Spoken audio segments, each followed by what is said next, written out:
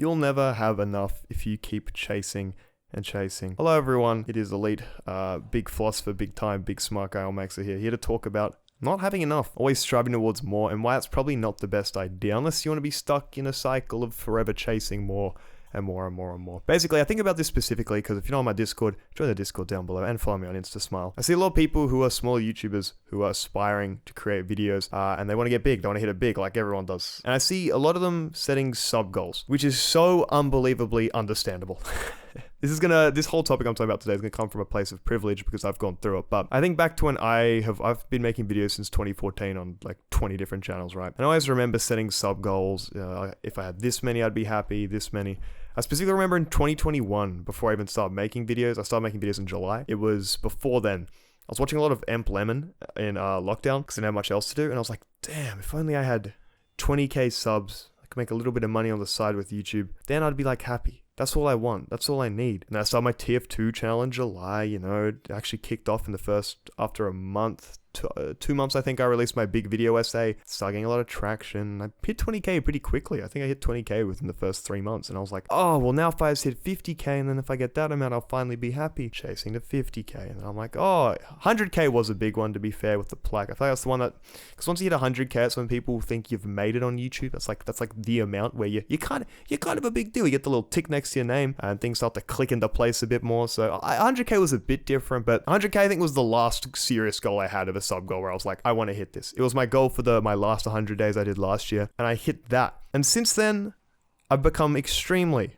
almost painfully self-aware of how fleeting it is to keep setting these sub goals, these view goals, and stuff like that. But this comes from a place of immense privilege because I've gotten the views. It's my full-time job. I make a decent amount of money doing this, and it's easy for me to say, oh, trust me, the views, the numbers, the money, it won't make you feel any better. And even as I say this, I've said, like last week, I told you, I have the subconscious goal. I've set a kind of sub goal of I kind of want to aim for 310,000 subs by the end of this. But that's not my main goal at all. My main goal is what's in my control, of my routine, which I was talking about last week. But I say this because I think it's really important not to keep chasing and chasing and chasing, because you'll always kind of just have this hole in your stomach. And it's something I have to work on too, because I kind of depend on the numbers, the subs, the views, so I can, eat. So it's a bit different in my position. But on the other side of things, I kind of get it when you're a small YouTuber, because that's what I said with my story. I did the same thing. People set sub goals. You're like, oh, this amount I'll be happy. Oh, with this amount I'll be happy. And I guess there's some validity to that. Say you have a goal of 100k subs. If you have 100k subs and you upload fairly regularly, get decent views, you can live off that pretty well. If you get sponsors, you can live off it pretty damn well, to be honest, at 100k. You can make a fair bit of money. It's pretty lucrative. If you're just on AvRev, it's probably a little tough, but it's pretty lucrative. So having the goal of maybe doing it full time, I think that's a good goal to have. That'd be great if you can just dedicate all your time to videos, right? But it's more this infinite cycle, this kind of black hole. You'll just keep on going and going and going and chasing and chasing and chasing. And you hear it a lot with the money stuff too. People talk a lot about with the money. They're like, oh, if I can just be 100k a year from my income, I'll be happy. And it's like, oh, I want to have a X amount of money. Oh, I want to strive for this much in the quarter growth, and then that, and then this, and then that, and then that, and then this. It's all just never ending. All this external stuff is truly just never ending. And it's something I've been talking a lot more, especially about with the new year, is that satisfaction has to come within. Fulfillment has to come within. You can't control all these external variables. Not only can you not control them, but it's unhealthy to keep just clawing away and thinking, oh, I'll finally be happy when I reach this. That's the main crux of this. It's this idea that you're postponing your happiness for some time in the future. I don't think that's a healthy way to live. I don't think you can expect that it's like, oh, I'll just hit 250k subs and then all my issues will go. Because guess what? They won't. You'll have the same issues. You'll have the same problems. You might just have a few more viewers next to your name, a few more subs, maybe a couple extra dollars in your bank account. But ultimately, that's not what's going to make you feel fulfilled. I suppose that process, this is what will make you feel fulfilled, though, is the process of moving towards that goal. Hence why I've only set the goal of sticking to my daily routine every day, because that's what is inherently fulfilling. But if you're doing this endless cycle of chasing and chasing, and you're just thinking, oh, if I just get here, this amount of money, that many views, this many subs, I have bad news. But you're a little hamster on those little hamster wheels, just going around and round and round and round and round and round and round. They'll never end. But, as I said a few times, I understand why you have those goals. You just kind of want to make it first, and I totally get that. There's an analogy. I think Hamza used to use this analogy on his channel. I haven't watched him in a while, but he used it in regards to sex, actually. He's like, it's like there's someone who's dying of thirst in front of you, and I'm here with my 10th water bottle, like, bro, trust me, you don't need this water stuff. it's fine. Trust me. Like, and you just want one drop. You're like, please, just a video with 1,000 views. And I'm here like sitting on my big gold hoard dragon gold coin stash of millions of views. Like, trust me, bro, you don't need it. So I definitely understand that. I'm saying this from a position where I've had 2 years of almost 2 full years of full-time working on videos experience. So I get why you set those goals. I understand wanting to make it. I understand wanting to be full-time with it. But I just think you should be self-aware of the trap of setting the goals about the subs and the views and the external, because I think you'll just kind of start to chip away at yourself. You'll eat away at yourself. It's just not a fulfilling process, and it's a never-ending process too. So I'd caution you very much. And this applies to a whole range of things. I think YouTube's just the most applicable, because I look on my Discord. There's a lot of smaller creators who are trying to blow up. I've seen Cream lately. Cream had a banger video. It's almost like, 800,000 views. He's gone to 10k subs. Lovely to see it. This guy's like Cross. I see all these tiny channels, these smaller channels. Not tiny, I didn't mean to condescend anyway. Just these smaller channels. And all I want to say to you guys is just be cautious of setting those goals, because again, I know I can say it as someone who's gotten a lot of views. It's my full-time job. It's easier for me to say, but in the long term, if you do make it, whatever making it means, getting to 100k subs, whatever it might be, I think you understand me. It'll make a lot more sense what I'm trying to say now, but I understand if it doesn't click entirely now. I just say to be cautious of setting goals like views and subs, because ultimately they don't really mean anything.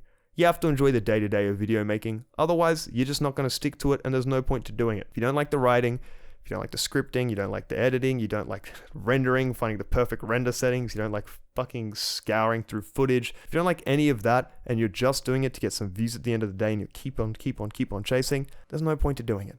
Why would you live your life doing something you hate like that? It's not going to end very well. So be cautious of that. I think that's all I want to say about this topic, but I guess we can link it into 100 days, because this is day 6. It's not day 7. I'm just going to say it's the first week, even though it starts on the Tuesday and this is a Sunday, so it's a little bit off, but I had a pretty good week. I'd give it like a 65% out of 100%, which is pretty good. Got my workouts in. I've written about 12,000 words of the script this week. I kind of want to shoot for a bit more, but I was pretty okay. I've had a fair few things pop up and come up, so it was a bit of an awkward first week to manage around, but I think it went pretty well. Make sure you join the Discord and you talk about how you're going with your goals. Maybe I'll talk about in progress. Everyone get in progress chat. Talk about how you're going, what you're doing, how things are heading. And yeah, again, I'll reiterate. The biggest thing I'm realizing as I'm getting older and doing my work is that you really just have to derive fulfillment and pleasure from the process itself. You can't expect anything past that. If this video I'm making on now, it's going to be a 500 hour, probably more, 600 hour project by the time I'm done with it. And at this point, it's like, no matter how many views I get, it's not going to have been worth it. Like with the return on investment, the amount of time I've sunk into this, I'm probably going to be, in the end of this, be working for like $10 an hour by the end of it, if I'm lucky. If this video gets, say, 1 million views in the first month, the RPM will probably be crazy. It might be like $10. Actually, I'll make a bit of money. Okay.